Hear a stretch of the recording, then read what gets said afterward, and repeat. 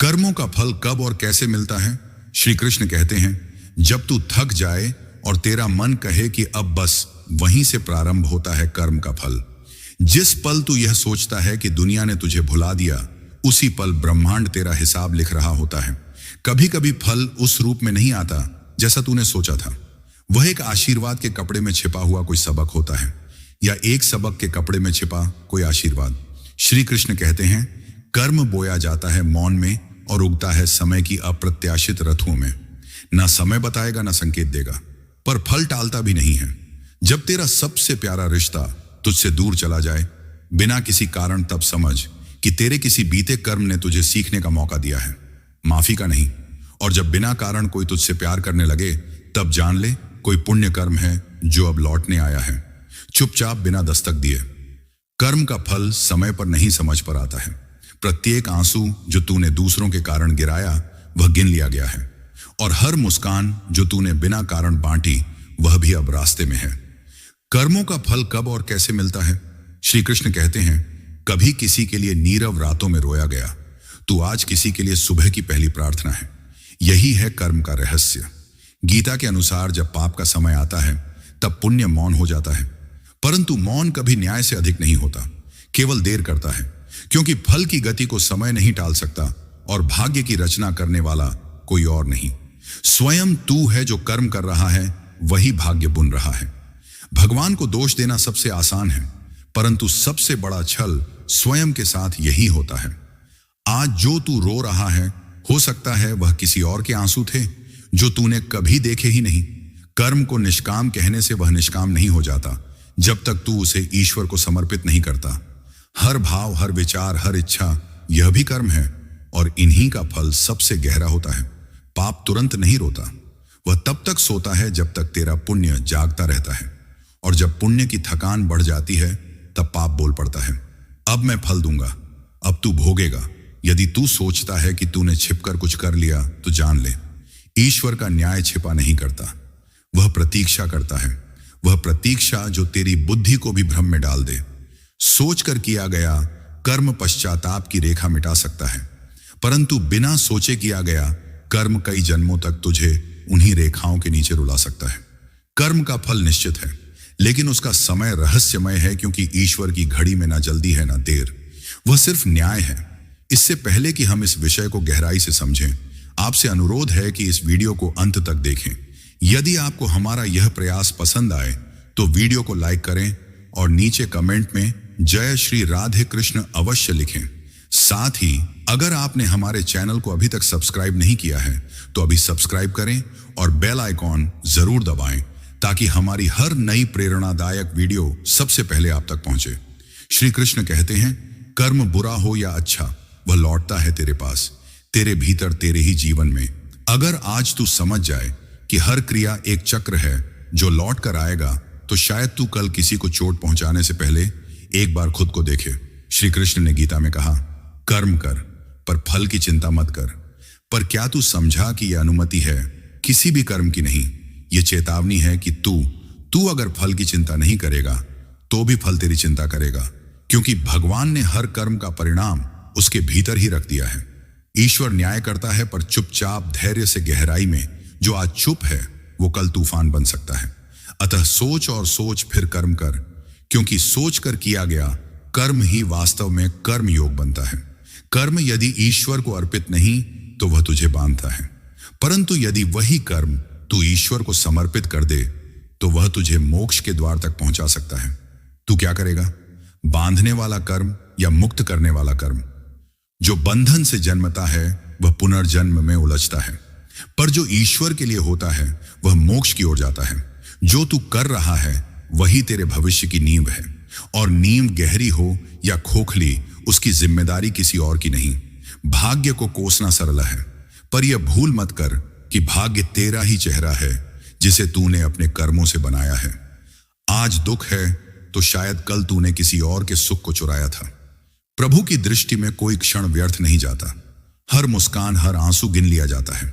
तू चाहे कितनी भी योजनाएं बना ले, अगर तेरे कर्म गंदे हैं, तो तेरे भाग्य की किताब में उजाला नहीं लिखा जा सकता। जब पुण्य समाप्त होने लगते हैं, तभी पाप की बारी आती है, और जब पाप की बारी आती है, तब व्यक्ति को अपने ही कर्मों की परछाइयां निगलने लगती हैं। जो अभी तुम्हारे जीवन में दुहक है वह अचानक नहीं आया, वह तो तुम्हारी ही बनाई हुई छाया है, किसी भूल की, किसी अनदेखी की, किसी उस समय की जब तुम सोच सकते थे। कर्म करने से कोई नहीं बचा, जो नहीं करता वह भी कर रहा होता है। मौन भी कर्म है, त्याग भी कर्म है और असंवेदनशीलता भी।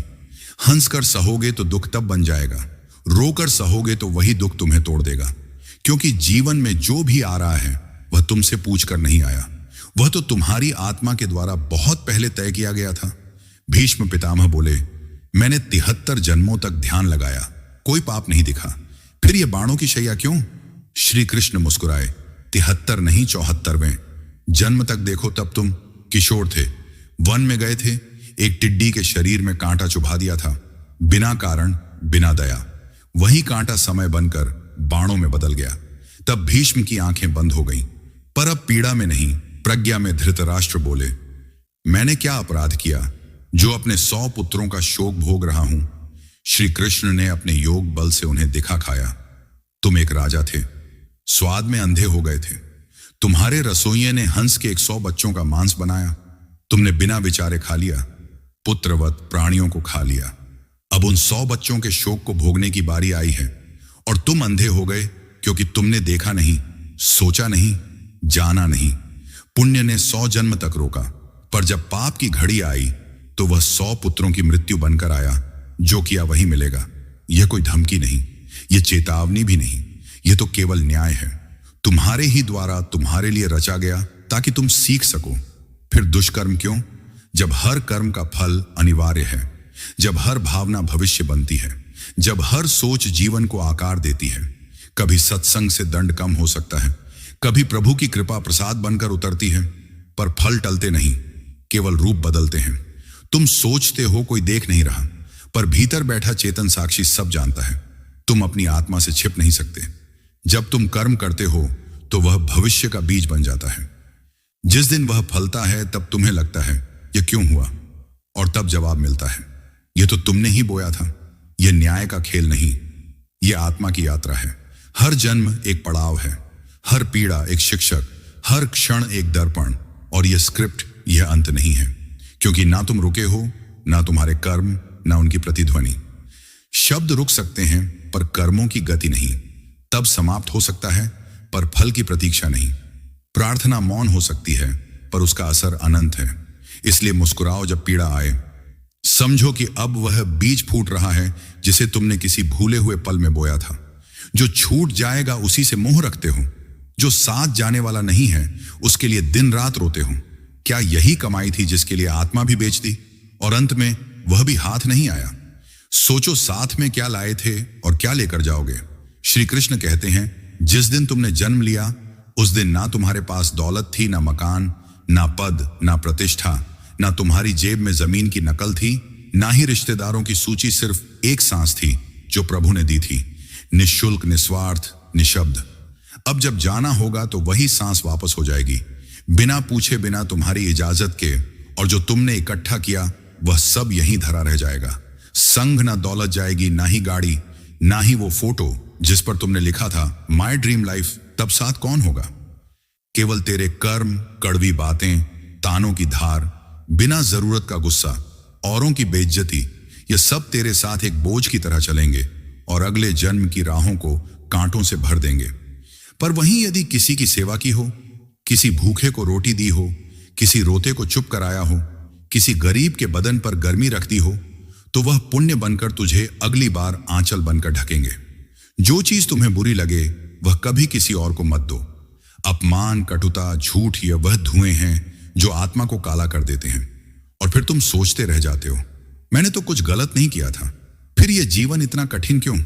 तुम भूल गए कि कर्म आंखों से नहीं दिखते, वे आत्मा पर लिखे जाते हैं। जो बोया है वही उगेगा और जो लुटाया है वही तुम्हारा है। समेटा हुआ सपना है, बांटा हुआ अपना है। तुमने रोटी बांटी, तुमने सम्मान दिया, तुमने मौन से किसी को शांति दी, तो वह सब तुम्हारे ही साथ चलने वाला सत्य बन गया। बाकी सब छाया है, भ्रम है, धोखा है। और यह जो भाग दौड़ है ना, इसका नाम है भ्रम। मकड़ी के जाले जैसा जिसे तुमने खुद बुना और अब फंसे हो उसी में। कभी बैठकर मौन में सोचो, क्या यही शांति है? क्या यही जीवन का मूल्य है? तुम इतना डरते क्यों हो उस क्षण से जिसे तुम मृत्यु कहते हो? वो तो सिर्फ एक दरवाजा है जहां से आत्मा फिर निकलती है नई यात्रा के लिए। पर जो अपने साथ बुरे कर्म ले गया, उसकी अगली यात्रा शांति की नहीं, पश्चाताप की होगी। इसलिए अगर देना ही है कुछ, तो मीठे शब्द दो, समझदारी दो, सम्मान दो, सहानुभूति दो। ये वह सिक्के हैं जिनकी कोई सीमा नहीं, ना इस लोक में ना परलोक में। तिल भर नहीं ले जा सकते तुम, और तुमने जीवन भर पहाड़ समेटे। कैसी विडंबना है, खाली हाथ आए, खाली हाथ जाओगे, और बीच का जीवन भराव का धोखा बन गया। शरीर नहीं जाएगा, रिश्ते नहीं जाएंगे, नाम नहीं जाएगा, प्रसिद्धि नहीं जाएगी, और जो तुम सबसे ज्यादा समझते थे अपना, वह भी तुम्हारा नहीं था। फिर भी तुम मोह में बंधे हो उससे, जो क्षणिक है, जो टिकेगा नहीं, जो साथ नहीं चलेगा। क्या तुम्हें अब भी जरूरत है समझाने की, या अंत की प्रतीक्षा है जहां उत्तर भी नहीं मिलेगा? केवल खामोश दर्पण मिलेगा जो तुम्हें तुम्हारा ही चेहरा दिखाएगा। कहते हैं ईश्वर ही केवल साथ जाता है, पर ईश्वर कौन है? तुम्हारे भीतर का वह प्रेम, वह सेवा, वह मौन जिसे तुमने कभी किसी के लिए जिया था। तो अब भी देर नहीं हुई है। जो लुटाना है वह लुटाओ, जो देना है वह बांटो, जो बनना है वह अभी बनो, क्योंकि समय इंतजार नहीं करता और जीवन कभी दोबारा नहीं आता। आप एक बार गहराई से विचार करके देखिए। सच कहें तो जब प्रस्थान का समय आता है, तब साथ में एक तिल तक ले जाने की सामर्थ्य नहीं रहती। फिर यह छीना झपटी, यह मोह, यह संघर्ष, किसके लिए, किस हेतु, क्या? यह प्रभु की आज्ञा नहीं है कि हर कार्य को उनके निमित्त समझकर कर लो और फल पूर्ण श्रद्धा से उन्हीं के चरणों में अर्पित कर दो। वे कभी तुम्हारे साथ अन्याय नहीं करेंगे, क्योंकि उनका न्याय अहंकार से नहीं, करुणा से चलता है। तो फिर दुख क्यों पालना? जब प्रभु की इच्छा ही अंतिम है, तो अपने मन की व्यथा को भी प्रभु की इच्छा में समर्पित कर दो, क्योंकि सुख और दुख असल में सिर्फ सोच की एक दिशा भर है। यदि तू दुख को भी प्रभु का प्रसाद मान ले, तो देखना वह भी सुख में परिवर्तित हो जाएगा। जिस दिन तूने दुख में भी प्रभु का आदेश देखा, उस दिन से हर स्थिति प्रभु का आशीर्वाद बन जाएगी। श्री कृष्ण कहते हैं, जिस दिन किसी की आत्मा पर किया गया तिरस्कार लौटकर अपने ही भाग्य में घुलता है, उसी दिन समझ लेना कि न्याय का समय कभी टलता है, लेकिन रुकता नहीं। बोलने वाले की जुबान नहीं, सुनने वाले की आत्मा सुनती है। और उस साधु ने भी हर अपमान, हर गोबर चुपचाप ले जाकर एक कोने में जमा कर लिया। सिर्फ गोबर ही नहीं था, वह आदमी की नफरत, घमंड और अज्ञान था, जो रोज एक नई परत में उसके भाग्य की रेखाओं पर चिपकता चला गया। और जब वह भाग्य अंततः भगवान की अदालत में पहुंचा, तो उस आदमी को प्रसाद में वही मिला जो उसने दूसरों को दिया था। प्रभु, यह तो गोबर है, हाँ, और वह वही है जो तूने एक जरूरतमंद को दिया था, उस वक्त जब तू दे सकता था, लेकिन देने की जगह तूने उसका आत्मसम्मान छीना। कर्म सिर्फ क्रिया नहीं होती, वह आत्मा पर लिखी एक ऐसी लकीर होती है जो समय के थप्पड़ों में भी नहीं मिटती। मैं नहीं खा सकता यह गोबर प्रभु, पर तुझे देना था वही जो तूने किया, और तेरा कर्म किसी भूखे को अपमानित करने का किसी ग्रंथ में नहीं, तेरे भाग्य में लिखा गया है। पर जब वह पश्चाताप की आग में झुलसने लगा, तो भगवान ने अवसर दिया, धो डाल इसे, हर दिन अपने ही कर्मों की मलिनता से खुद को शुद्ध कर। परंतु अंतिम कण वह रह ही गया। इसको तो खाना ही होगा, क्योंकि मैं क्षमा कर सकता हूं, मिटा नहीं सकता, क्योंकि कर्मों का फल कभी व्यर्थ नहीं जाता। तूने समझा नहीं कि गोबर से बदबू नहीं आती, बदबू आती है उस घमंड से जिसमें तूने एक भूखे को अपमानित किया, जिसमें तूने सोचा कि तू न्याय करता है, पर तूने सिर्फ क्रूरता दिखाई। यह जीवन भी एक भिक्षा है, जो दे दिया वह तेरा नहीं, जो बांटा वही तुझसे जुड़ा रहा। हर दान, हर व्यवहार, हर अपमान किसी ना किसी को नहीं, तेरे भाग्य को आकार देता है। कभी किसी को कुछ देते वक्त इसलिए सोच समझ कर देना चाहिए, क्योंकि तू जो देगा वह लौटेगा। पर जब लौटेगा, तब सिर्फ तेरी जेब नहीं, तेरा संपूर्ण जीवन उसका भार उठाएगा। बोए गए कर्म फल बनकर लौटते हैं, कभी 2 साल में, कभी जन्मों बाद, कभी उसी दरवाजे पर जहां तूने कभी किसी की गरिमा को तोड़ा था। और याद रखो, भगवान केवल दृष्टा है, निष्पक्ष गवाह वह ना बदला लेते हैं, ना माफी से छुटकारा देते हैं। वे केवल नियम निभाते हैं कि जैसा बीज वैसा फल। तू आज जो कर रहा है, वह तेरे कल की भूख या तृप्ति बन जाएगा।